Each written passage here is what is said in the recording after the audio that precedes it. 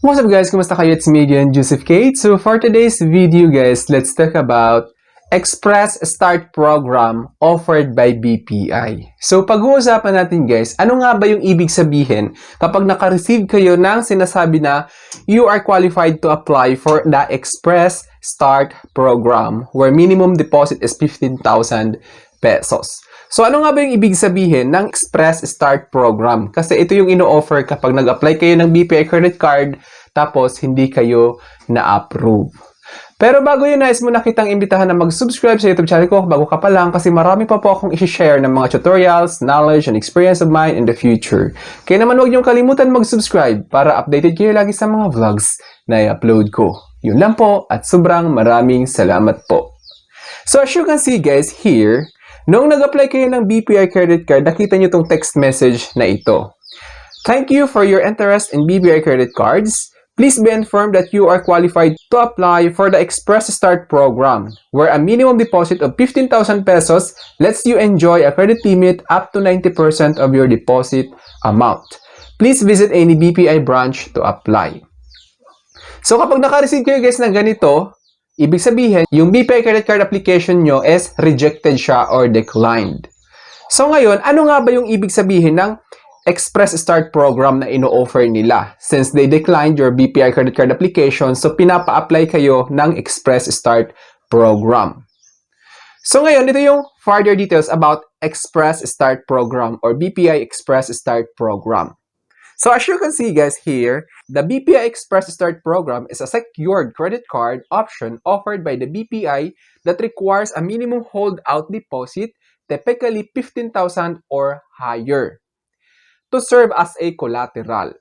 It offers a guaranteed approval for applicants who have difficulty obtaining a regular credit card, allowing a credit limit of up to 90% of the deposit amount. So ano nga ba yung ibig sabihin niya? Isa-isahin natin. The BPI Express Start program is a secured credit card option offered by BPI that requires a minimum holdout deposit of 15,000 or higher to serve as a collateral. So as you can see, secured credit card siya. Meaning, nag-apply kayo ng BPI credit card, tapos hindi kayo qualified or hindi nyo na-meet yung criteria which is para i-approve kayo ni BPI sa BPI credit card application ninyo. Meaning, nakikita nila na hindi ganun kataas yung credit score ninyo.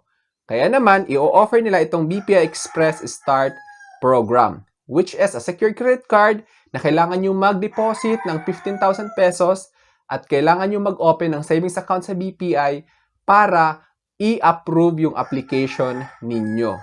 Which is sure yung approval guys. As you can see naman, it offers a guaranteed approval for applicants who have difficulty obtaining a regular credit card, allowing credit limit of up to 90% of the deposit amount. So meaning kapag nag-open kayo ng savings account sa BPI, tapos nag-apply kayo ng secured credit card ni BPI, tapos nag-deposit kayo ng 15,000 pesos, yung 90% niyan, yun yung magiging credit limit ninyo. As you can see, 15 pesos or higher. Key features and details. So ito yung further details guys. Security deposit. Your funds are held in a deposit account and cannot be withdrawn while the credit card is active. So ito yung kailangan yung malaman guys. Nag-start kayo ng BPI Express Start program which is na-inisyuhan kayo ng BPI Secured Credit Card. So, yung 15,000 na yon is hindi nyo talaga siya magagalaw. Your funds are held. So, ibig sabihin, naka-hold talaga siya habang yung BPI credit card na yon na in-apply ninyo for that secure credit card na kung saan yung dahilan na nag-deposit kayo ng 15,000 pesos or depende kung magkano yung i-deposit ninyo is ginagamit ninyo or active siya. Approval rate. High approval rate. Ideal for first-time applicants or those previously rejected by banks. So as you can see, yung approval rate niya guys is mataas talaga siya. Parang sure win or sure BPI credit card application approval yung makukuha ninyo kapag nag-deposit kayo ng sinasabi nilang 15,000 or higher. Depende kasi yan sa kagustuhan ninyo kung magkano agad yung ibigay nilang credit limit.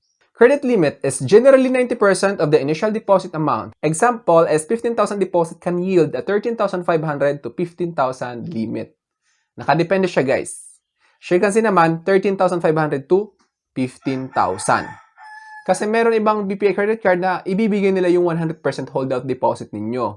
Tapos, yun, meron namang 90% lang. Kaya nakalagay is 13,500 to 15,000 pesos limit. Builds credit. Used to build credit history with the potential to convert to a regular credit card after a year of good standing. So, siya kasi naman, ma-hold out naman yun. Like, for example, ma-unhold yung pina-hold ninyo or yung dineposit ninyong 15,000 or depende kung gaano kalaki yun after 1 year. Kapag okay yung paggamit ninyo ng BPI credit card ninyo. Kasi, yung dineposit ninyong pera is considered yon or it serves as a collateral. Kasi nga, di ba, wala pa kayong credit history, hindi pa okay yung credit records ninyo. Ngayon, naninigurado si BPI na mababayaran ninyo yung ginastos ninyo gamit yung credit card nila. Ganun po yung patakaran na yon. Then, as you can see naman, is pwede siyang i-convert into regular credit card. Pag sinabing regular credit card, hindi na siya secured credit card since ibibigay na sa inyo yung deposit ninyong pera which is yung 15,000 kung magkano man yon, kung 15,000 above man yon. Kaya naman tip ko na lang guys is ayusin niyo yung paggamit niyo ng BPI credit card na yon, yung secured credit card ninyo para in the future ibigay ni BPI yung pina-hold nilang amount or yung dineposit ninyong pera kapag nakita nilang okay yung records ninyo. Card types. Often issued as a BPI Rewards Mastercard. So, ito yung offer guys, kadalasan is yung mga BPI Rewards, yung Gold, at saka yung Gold Rewards, alam mo yun, tsaka yung BPI Rewards, yung Blue Rewards cards. Yun lang yung kadalasang card na ino-offer na kapag nag-apply kayo ng BPI Secured Credit Card. Important considerations. So, ito yung important considerations, guys, kapag balak nyo kumuha ng secured credit card sa BPI kasi hindi lang siya basta ganon. Kailangan yung malaman, guys, para hindi kayo nagugulat na, okay, ganito pala yun kapag bakit ganito yung nangyayari, ganito, ganyan. Kaya naman, may mga important considerations before kayo mag-go for BPI secured credit card or yung BPI Express Start program na sinasabi. Penalty. Canceling the card before its first anniversary might incur fees. So, ito, sinasabi ko sa inyo, like for example, nag-apply kayo ng BPI Secured Credit Card, okay na, na-release na. Tapos parang sabi mo, gusto ko nang kunin yung pera. May bawas po yung pera na pina-hold out niyo. Like for example, yung 15,000, mababawasan po siya ng 1,500 or 10%. Minsan, 15% pa nga. Kaya naman dapat aware kayo guys na kapag nag-apply kayo ng BPI Secured Credit Card, kapag gusto nyo nang ipa-cancel agad na hindi pa nag 1 year, kailangan muna kasi mag 1 year guys. Ngayon, hindi pa nag 1 year, so magkakaroon kayo ng penalty which is canceling the card before its first anniversary might incur fees talaga siya. Kaya naman dapat alam nyo yun. Process. Requires a visit to a BPI branch to apply and initiate the holdout deposit. So, ito, hindi pwede yung online guys. Kailangan mo talaga pumunta personally sa BPI branch na pinakamalapit or any branch together with your valid IDs to verify your identity. Inform them na gusto mo nang i-cancel yung card. Tapos yun nga, magkakaroon kayo ng penalties ulit para at least maging aware talaga kayo. At kailangan personal talaga yung fill out of process kasi para magsasign kayo na ng waiver na okay, this is this is me, ganyan. Tutulungan naman kayo ni BPI teller para sa dapat nyong isulat sa papel as proof na ikaw ay magpapakancel ng BPI credit card ninyo which is yung BPI Start Express program. Usage. It behaves exactly like a regular credit card, allowing for rewards points and installment promos. It works like a regular credit card din guys ni BPI. Wala rin talagang pinagkaiba. Same lahat. Lahat. Mag-earn siya ng points, pwede mo gamitin yung promos, installment promos, ganyan. But the thing is, may pinadeposit lang talaga kayong pera which is hindi nyo magagalaw hanggat active yung BPI credit card na yon. So yun guys, sana na-clear ko sa inyo yung mga important considerations and of course guys, since ito ay credit card, it comes with annual membership fee or annual fee. Kaya naman dapat aware kayo guys na when you say credit card, may annual fee talaga yon. Maliban na lang kung yung credit card na yun na in-applyan ninyo or in-offer ni BPI sa inyo is wala siyang annual fee. So maganda yon.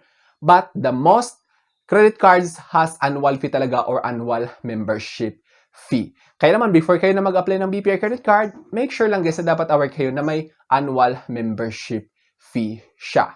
At hindi lang yon, BPI credit card contains confidential details. Like for example, yung card number, expiry date, CVV, lahat yan confidential. It should be kept it to yourself. Kaya naman dapat aware kayo guys na wag nyo yan share sa iba or do not ever share it to anyone.